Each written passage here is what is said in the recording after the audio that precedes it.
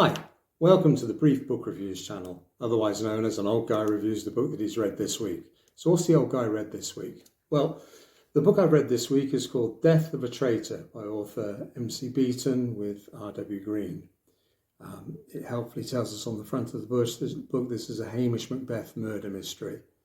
I'm not familiar with the author. The reason I picked it up is because it also tells us on the front of the book that M.C.Beaton is the author of the best-selling Agatha Raisin series, a series of books which has been made into a TV series here in the UK, which I enjoyed, so I thought, worth a read. There is a foreword in this book which explains the status of the book. Unfortunately, M.C.Beaton passed away in 2019.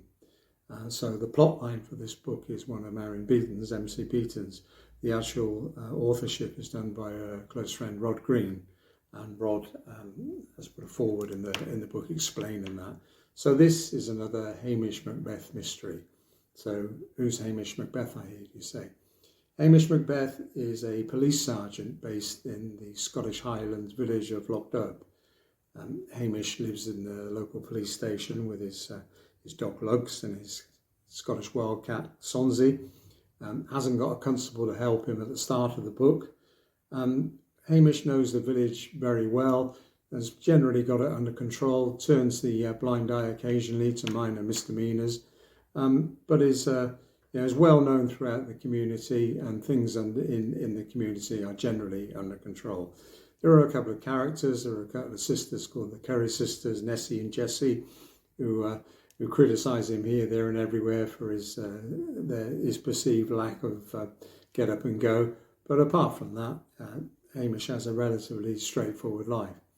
That is until the story starts with the disappearance of one of the villagers, a lady called Kate Hibbard. Kate's got a cottage in the village and does a lot of work, a lot of part-time odds and ends jobs for the villagers. Hamish isn't too bothered that Kate has disappeared. He's been contacted by her cousin to say that she's disappeared.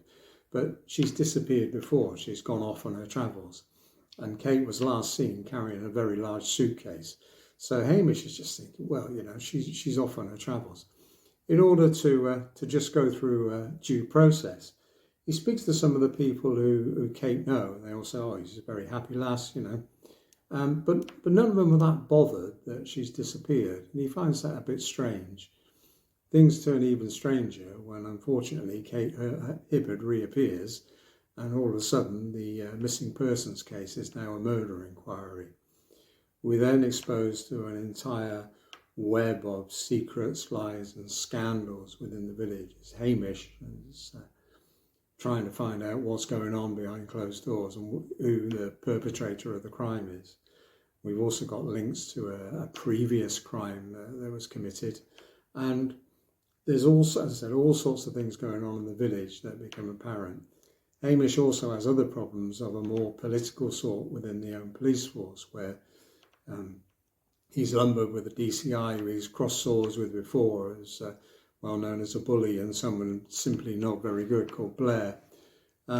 He gets one of Blair's team, a constable called Davy, to help him out. It turns out Davy's not a bad lad after all, so Hamish and Davy go about trying to solve this intriguing murder. On top of the political problems, he's got a superintendent who's a bit of a pen pusher and no use to man the beast. So Hamish has got his hands full, but he gradually works through the plot to find out, who's responsible for the murder of Kate Hibbard. So, very fast-moving book, very evocative. You get the